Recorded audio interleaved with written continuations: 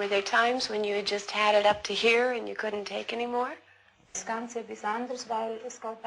She never was thinking to leaving this whole case, but she was crying and fighting against Billy and against the whole case. At one point, Poppy admits, she was so fed up she burned half the photographs. Today the feeling is other because she knows very well about the whole case and things about the Pléyades, and this is very important for her. Listen here.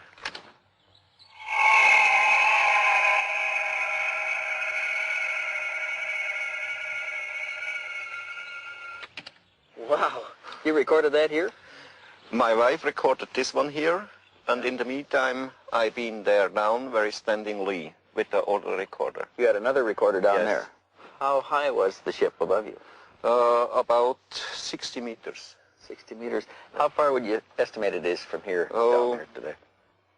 I think some 300 meters.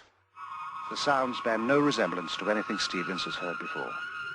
Meier gives him both tapes for analysis. Overwhelmed by the evidence they have gathered, the team meets to plan the next stage of the investigation. We're getting it all. We'll leave tonight? Yeah. Okay, on Meier. I think Meier is a very sincere and honest type person. What do you think, Steve? Has anything changed since you were here? The man seems to be the same, but there's some things changing around him. He's better off. He's got more people around him.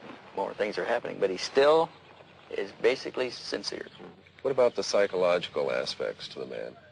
Do you think it's possible that he's a little schizoid? I mean, it's difficult to tell if what he's saying the Pléyades are telling him is actually coming from them or coming from him. Well, how do you determine that? Well, we can never prove Too many that other people involved. aspect of the case. Others have seen the same thing. There's a terrific cross-section of people here. You've got a school teacher, you've got a commercial pilot, you've got a businessman, you've got a CPA. They're as good as any average cross-section of society we've got. And they all tested him themselves to their own satisfaction before they ever got this far. Well, I think we ought to go back and throw the book at this one.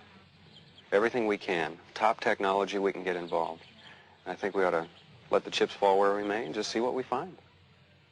We're going to run down and say goodbye to Meier, and we'll tell him goodbye for you. Give him my best. Okay. I'll see you later.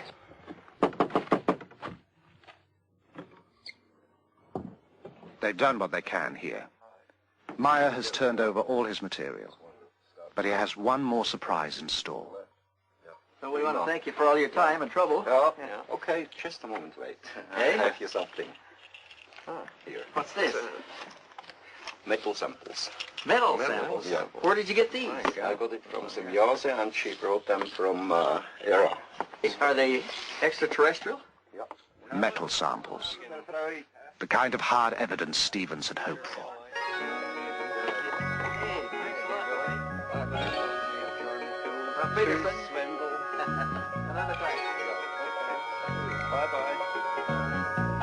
We got the Vogel tape in. Great. Back in Phoenix, the investigators begin to sort out the massive material Meier gave them.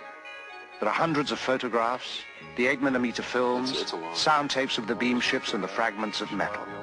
They know they will have to call in scientists from a variety of fields to help assess the evidence. The task appears monumental. Thanks, hon. Tom, what about you? Yeah, I'll have one too. Okay. They decide to check the photos first. If these are fake, the rest doesn't matter. Here we have our image. The ground is below. We'll place this on the platen, emulsion side up, in order to focus on the emulsion. The first step involves translating the photographic image into digital information, the language computers can read. We can start this machine from the point which it is at now and scan 500 lines, 500 points per line, at a very small aperture, and watch the result of this scan being placed, digital information, keep in mind, onto a display. All right, over here on our display, we can observe what the densitometer is doing. This microdensitometer is the same one used to help analyze the photos beamed back from space by the U.S. Pioneer mission. And tell it that we want to go 5 microns between each pixel. It will be digitizing a ½ centimeter square, scanning the first lines The digital information will be sent on for an analysis that will take weeks to complete. Meanwhile, Welch and the elders decide to learn what they can of the history of UFO experiences. But can you give us some more background on this phenomenon? What is this all about? Well, it's not a new thing, Lee. This thing's been going on for a long time. How many sightings have there been? One of the researchers calculated that there may be as many as 70,000 reports in a year worldwide. Is there anything these sightings have in common? Okay, there are some common things commonly reported. First of all, they're always accidental. UFO pictures, up to this point at least, are accidental. They happen once and they're gone. Is there anywhere that they show up more than other areas? Here's some stuff here that began way back. These are documented cases. Some of these are even classics. Photographs. Here's one from Argentina. But this whole thing is full of them. This one is full of them. That's full of them. All of those are full of such cases. In Stevens' files are over 3,500 photographs of UFOs, some from early in this century. Most were single sightings, some observed by several people at the same time. In Perry, Ohio, the whole town watched a UFO at twilight for 30 minutes. In Brazil, a Navy photographer took a series of photos of a UFO flying over his vessel. Observers at NASA have spotted UFOs at our space launches. Tianjin, China, Woonsocket, Rhode Island, Norway, Corsica, Japan, New Jersey. These are among the sightings that are reported. No one can guess how many go unreported. They're pretty much all over the world. I don't think you could pick out a single place and say that there are more UFO sightings there than any other place. It's a worldwide phenomena, and primitives as well as advanced societies all view them and they see the same things. What's the public's reaction been to all of this? Well, there was a poll made about 3 years ago, I think, where they asked the question, I think the question was, how many people believe that UFOs exist?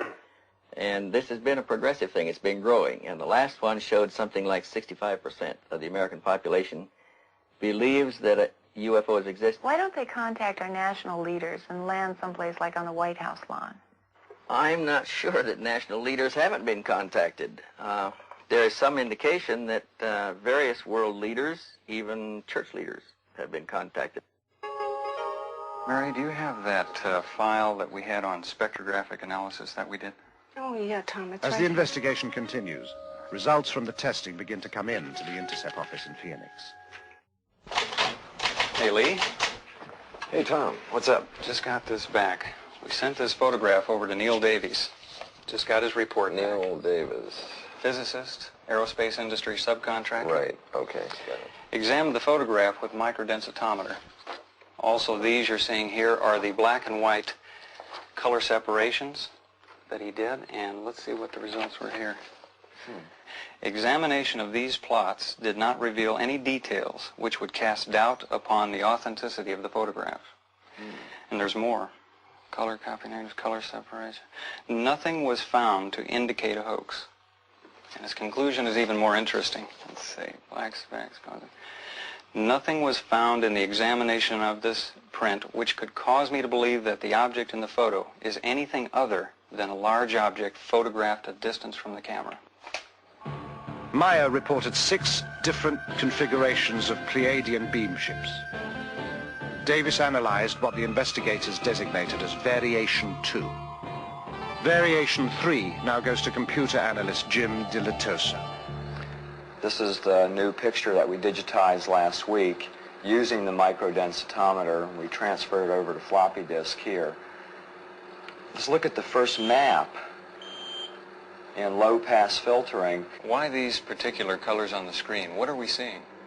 I mapped it in such a way that the real colors are not what we're seeing, but one shade of a color that's really similar to another one, like 2 shades of red, are in high contrast so that we can really see the difference. I see.